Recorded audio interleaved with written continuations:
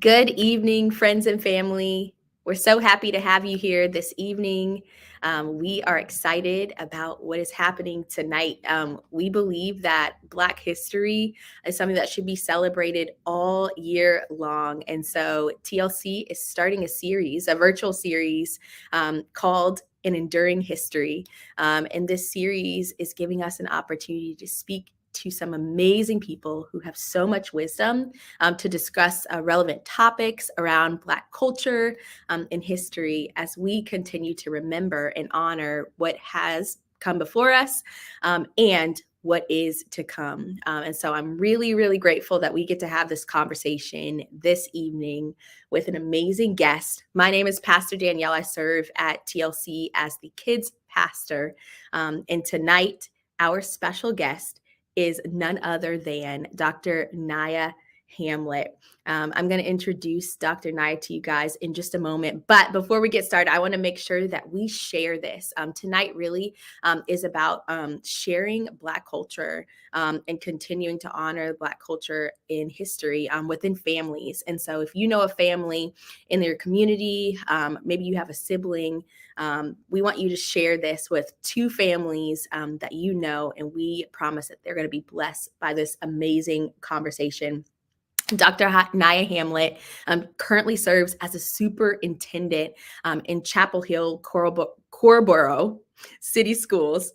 And she serves over 12,000 kids and 2,000 employees there in Chapel Hill. And we are just so honored to have her here. She's a beloved member of our TLC community. And so I'm going to invite her in.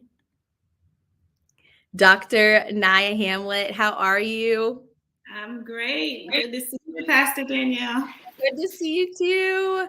Dr. Naya, we are so grateful to have you here. We believe that you have just been such an amazing champion within the public school system, even here in Virginia before your family moved to Chapel Hill, which is where you guys live now. And so we're grateful that we get to have this conversation with you today and can't wait to hear all the wisdom that you're going to share, but would love to hear a little bit about you. So tell us about yourself so that the people could learn a little bit more about you.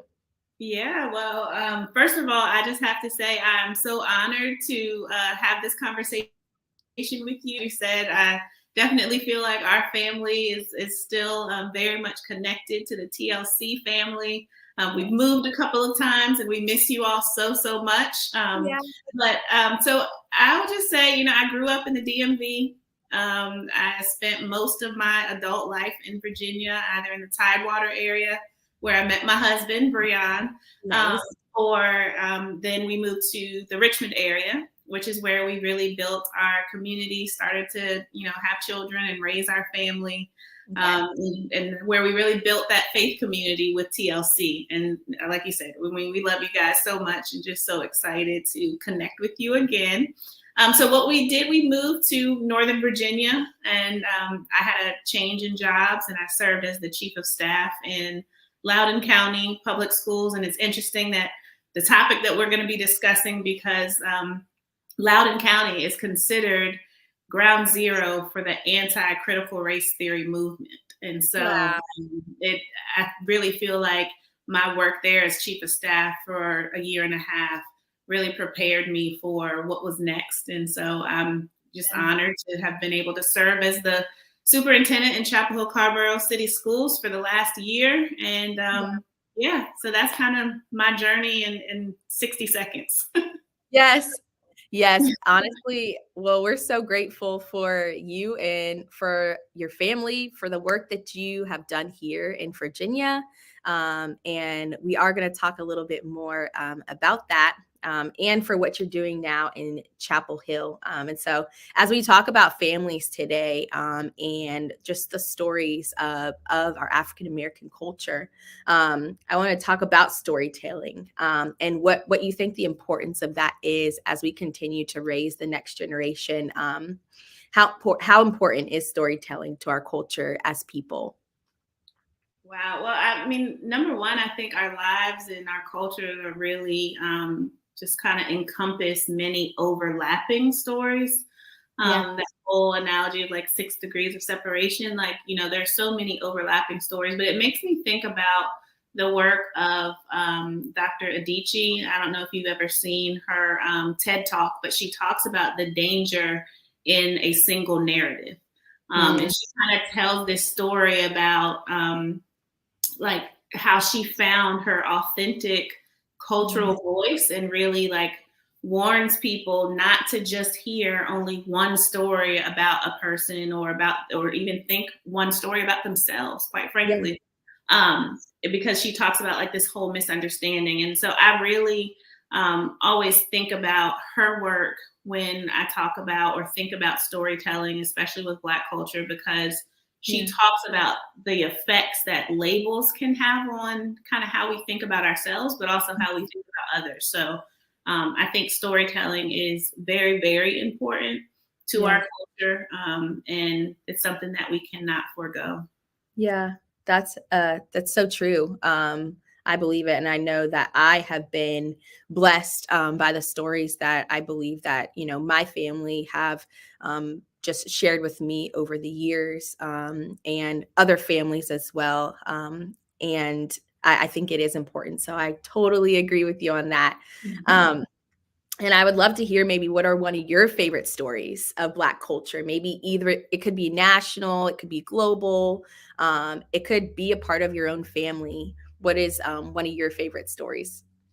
Well, I'll try to merge the two. So I'll talk about kind of the national landscape and then also thinking about some of my personal stories or experiences that have been passed down to me. So Tamika Mallory's story really resonates with me, Yes. not just because we happen to be the exact same age, but Oh, wow.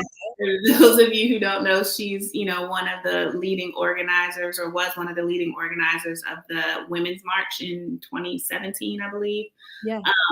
But she's a proponent of things like gun control and feminism and Black Lives Matter.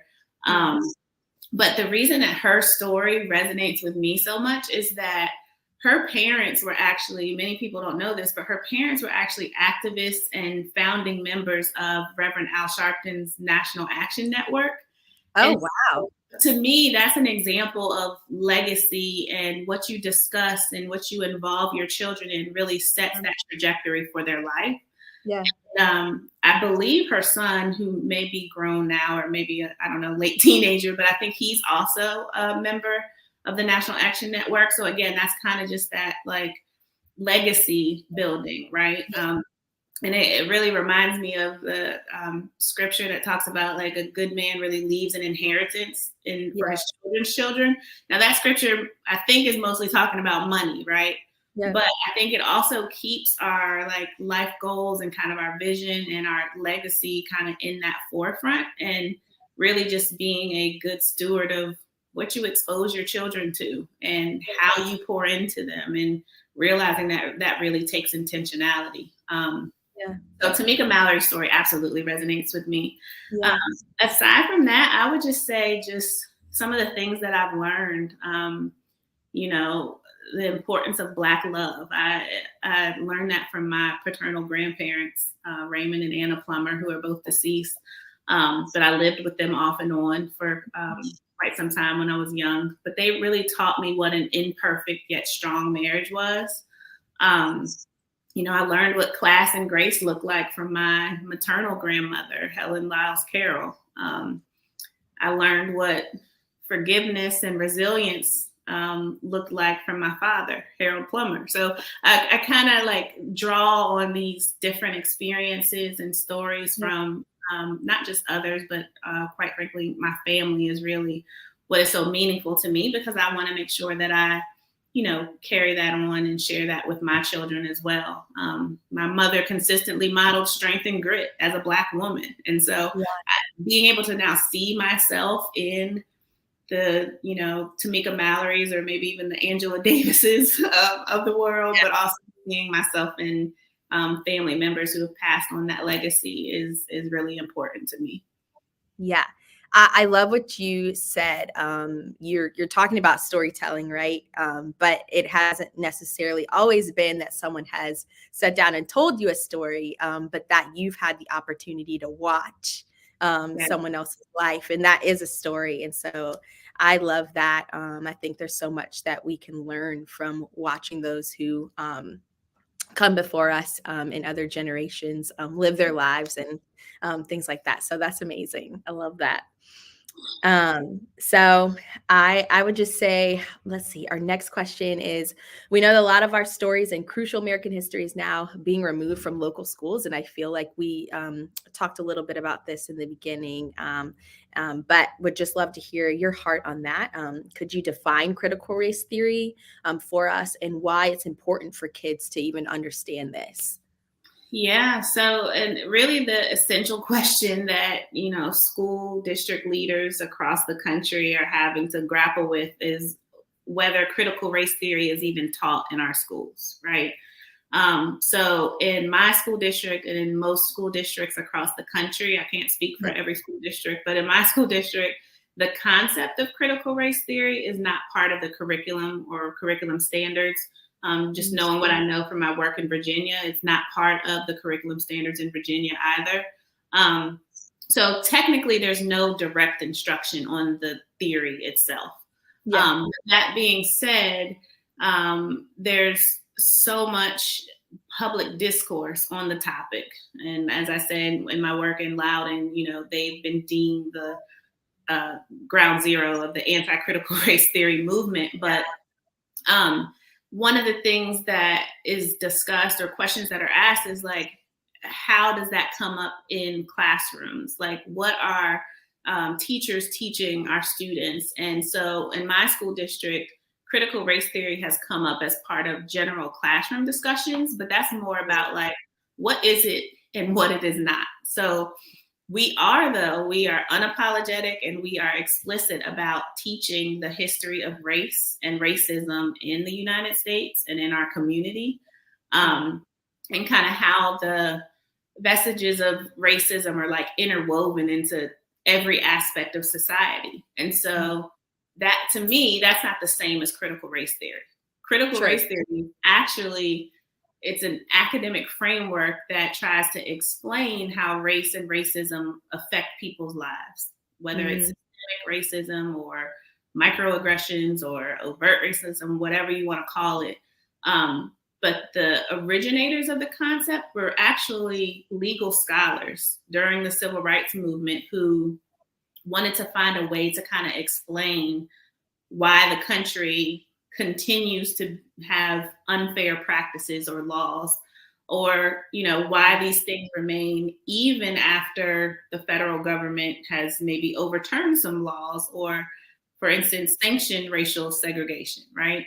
And so, and a good example of that would be, why did schools in Virginia and across the country remain divided for so many years or segregated for so many years, even after the Supreme Court said it was unconstitutional? Right. So critical race theory is not explicitly taught in schools. It's not part of the curriculum in schools.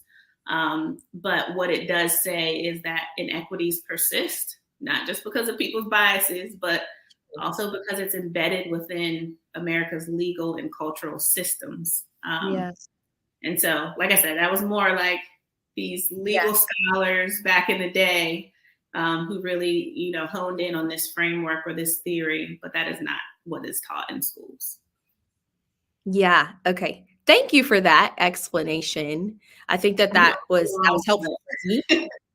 What'd you say? I know it was a long one, but there's a lot to it. So I tried to sum it up as best I could.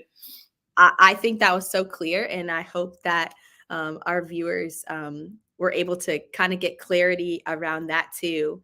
And kind of also a little bit to that point is just thinking about the stories and just helping kids understand and families understand these definitions of microaggressions and things like that. Do you feel like these things are just necessary for African American communities, or are they necessary for everybody to learn? Yeah, I think they're necessary for everybody to learn. I mean, I think it really helps to right, wrong, or indifferent, whether you totally agree with all of it or not. I think it really helps to build community, but it also helps to build allies. Sure. I think, when you think about the stories of people of color, vulnerability is essential. And being able to really like embrace, but also communicate your why, like what makes you tick, does your story matter, or why Yeah. might you say or do certain things. I think that's really important, and that's not just important for Black communities, but it's important for all communities. And like I said, to really kind of help build community collectively, but also to build allies within that work and that understanding. Yeah. We are really thinking about families today, and also, we mentioned that you have been a part of our community for some time. And I think a big part of Black history is also the story of faith in the church. And when we talk about families and them continuing to share stories of Black culture and history with their kids, in what ways do you think the church and families, parents, play a part in sharing that part of history, the faith part of that, the church as a whole? Well, I think that probably starts first with just like collaboration, and Mhm. oftentimes just know, and being married to someone in ministry, like I know how difficult it is sometimes to really engage and and connect with believers and non-believers, quite frankly. But I think that the collaboration with parents and caregivers is key, and then bringing in the schools, like in the surrounding the church or the faith community. So collaborating with parents, caregivers, schools, and educators. You have a lot of educators in your congregation, right? um, so that collaboration, I think, is key to really ensure that the significance of the church and faith, and how that has just been interwoven into Black history, Yes. is so important. And that it takes not to have a play on words, but that whole "it takes a village" um, Yes. analogy is really important, because that collaboration is really what helps to build that community, but also to help to inform our children as they're growing up, as they're experiencing challenges in life, whether it's in church or in the community or in their schools. Um, and having that connectivity is important because, and I know you guys have, I think I've even heard Pastor Vernon say this before, but referencing the MLK quote about the 11 o'clock hour on Sunday morning being like one of the most segregated hours in American life, right? Yeah. Um, when we talk about collaboration, when we talk about engaging the community, when we talk about building allies, those things are so important from a collaborative standpoint, because it truly does take a village to raise our children, and a diverse village is really important because that's what they're going to encounter when they get into the real world. I love that. I love first what you just said about it taking a village. I think it's so true, and I think we all get to kind of hold ourselves accountable when you say that. The parents and the church can really work together to share these stories and to help impact the kids. And also, I love what you just said about that just diversity in the influence as well is super important, which is why allies are so important as well. That's so good. What do you think at home are some things that people can incorporate to tell stories? So if we're talking about, families really trying to incorporate Black culture and history in the storytelling at home, what are some practical ways that you feel like people can implement this into their talk time with their kids? Oh, that's a that's a great question. So I can only draw on experiences and things that we try to instill in our children. So just taking it a little bit beyond storytelling, I think first it starts with intentionality, with kind of centering ourselves and our children and our family within Black culture, even when our neighborhoods or perhaps our schools don't really reflect who we are as a people, right? Sure. Um, and for me as an educator, like sometimes I kind of struggle with that because I'm like, oh, we should be doing this and we should be doing that. But I recognize that, our school systems are diverse, and you also have to think about kind of this Americanized or, Americanized way of education, right? And so, how do we as parents really engage our children, and through storytelling, telling them about, where they came from, and what their ancestors and various generations have accomplished. um, One of the things we say to our children all the time is like, well, you have that plumber blood, which is my maiden name, or that Yeah. Hamlet, so you can do this. Let me tell you Right. something your grandfather did, or something your grandmother overcame. Yeah. um, but the other side of that is really, like I said, intentionally centering ourselves within Black culture. So a few things Yeah. that we do as a family, we have a gratitude jar in our house, and so throughout the year, any of the kids or Brianna or I, we might write something on this card, and it goes in the gratitude jar. And then sometime between Christmas and the New Year, during dinner time, we kind of just read out like what we've been grateful for over the course of the year. Cool.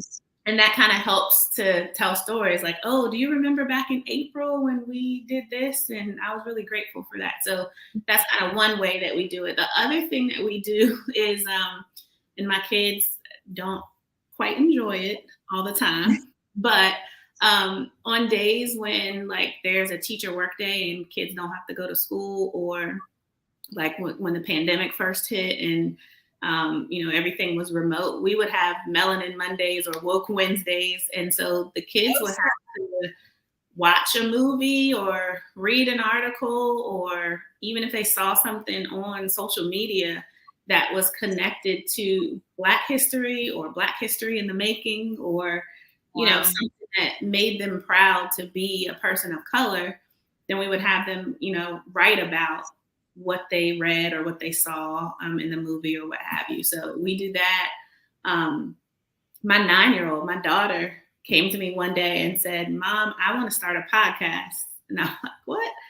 She wanted to start a podcast because she kept looking for podcasts for Black girls and their moms, and like the things that we talk about in our household. She was like, I think there needs to be a podcast, and I want to start one. So of course, me being the type of person that I am, I'm like, okay, well, we're going to do it. We're going to do it all out. So Marley has a podcast called Melanin Mom and Me. And I mean, I think we've done maybe 4 episodes, but she writes the script, the questions, like the topics that she wants to talk about, that she thinks girls of color need to be willing to talk about with their moms. She is the whole visionary for it, not just make it happen.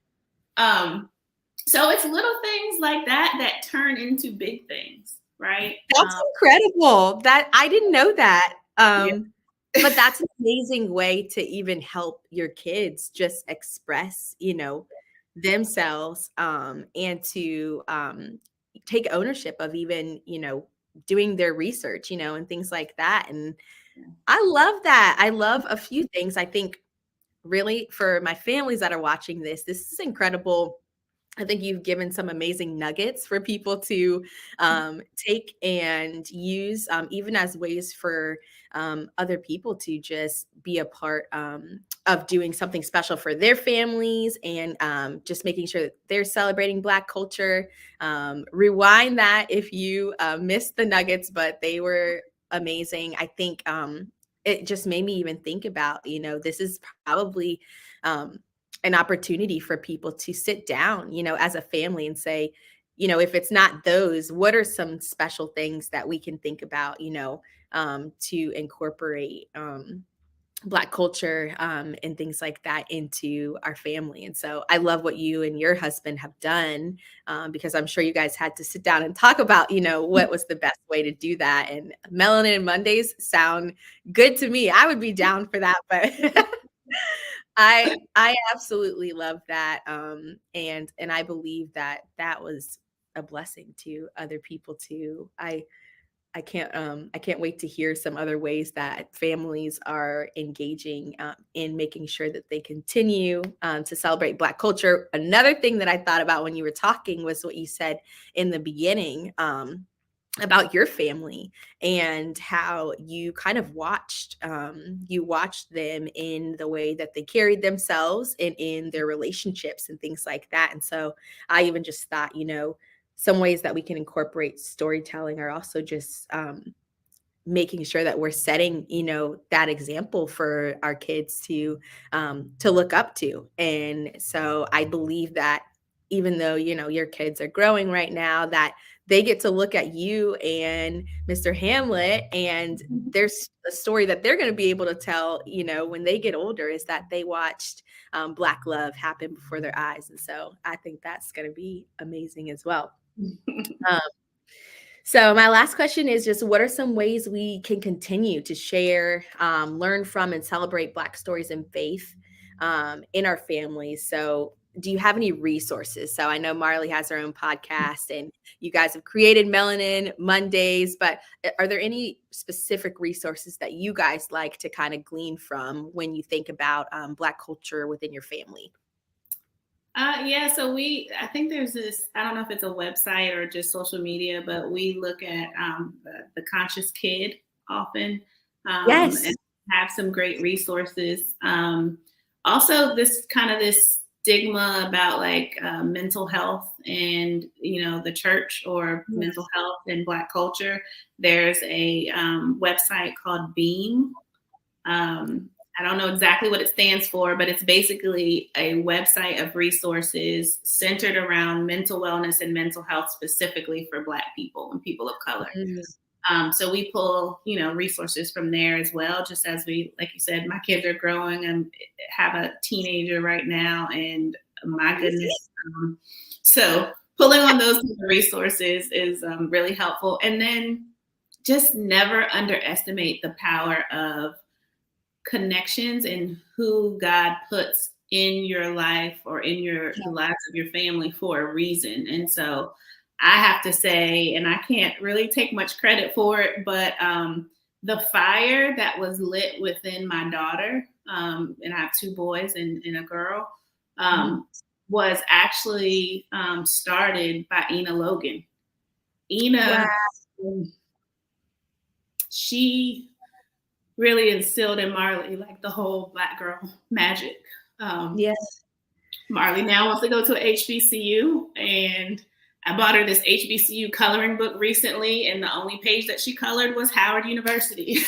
But she came home from Camp Butterfly, which was the dance academy that Marley participated in under Ina's leadership, and she was just this different child. I mean, we Wow. lived in predominantly white neighborhoods when we were living in the Richmond area, but we were very intentional about, connecting our kids, whether it was through dance or basketball or whatever, to communities of color.